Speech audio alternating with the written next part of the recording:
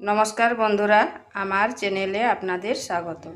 তো প্রতিদিনের মতো আজকেও একটা নতুন ধরনের ভিডিও নিয়ে এসেছি। আজ বানাবো নিরামিষ বরবটির চটপটা একটা রেসিপি। এটা গরম ভাত, রুটি, পরোটার সাথে খেতে দারুণ লাগে। তো চলুন দেখে নেওয়া যাক আমি কিভাবে এই রেসিপিটা রান্না করি।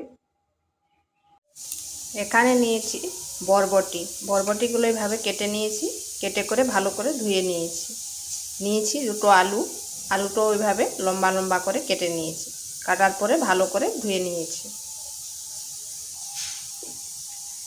কড়াইতে দিয়ে দিচ্ছি সরষের তেল,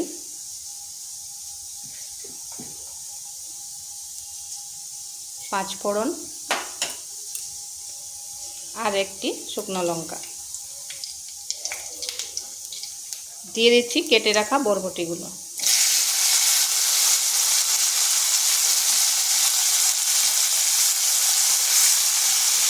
বরবটিগুলো হালকা একটু ভেজে নেব যাতে তার কাঁচা গন্ধটা চলে যায়।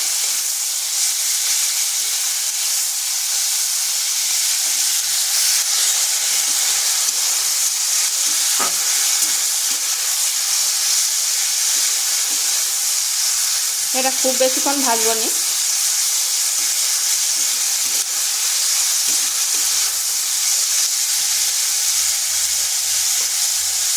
এরপর দিয়ে দিচ্ছি আলুগুলো।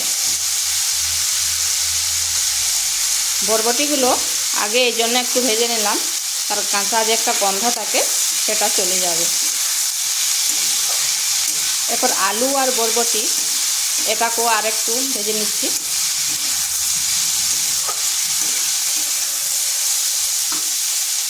ঢাকা দিয়ে 1 থেকে 1.5 মিনিট রেখে দিচ্ছি।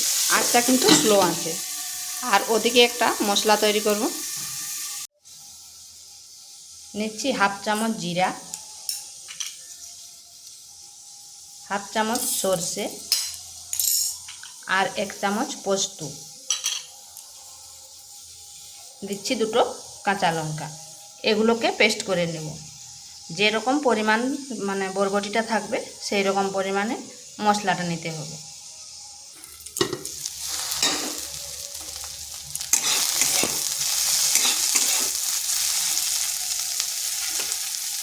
এখানে দিয়ে দিচ্ছি একটা টমেটো। আমি কিন্তু নুন দিইনি, এখন নুন দেবো, সেই রকম আন্দাজ করে দিবেন। দিয়ে দিচ্ছি নুন আর হলুদ গুঁড়ো।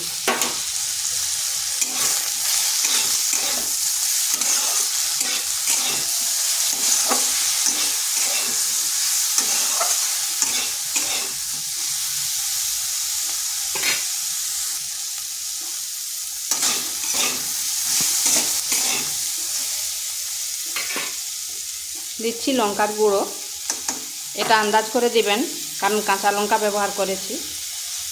আর মশলাটা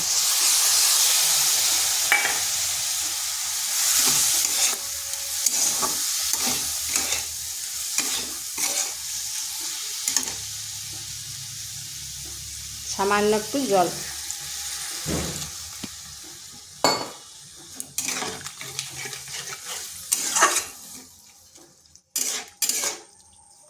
এরপর ঢাকা দিয়ে কিছুক্ষণ রেখে দিচ্ছি।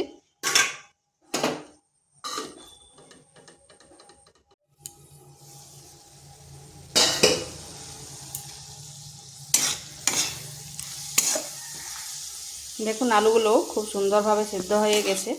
তো এইভাবে একবার নিরামিষ বরবটি রেসিপি করে দেখতে পারেন। গরম ভাত, রুটি, পরোটার সাথে খেতে দারুণ লাগে। তো ভিডিওটা ভালো লাগলে লাইক, শেয়ার, কমেন্ট অবশ্যই করবেন। আর নিত্য নতুন রেসিপি পাওয়ার জন্য চ্যানেলটিকে সাবস্ক্রাইব করবেন। এটা হয়ে গেছে, এরপর নামিয়ে নিচ্ছি।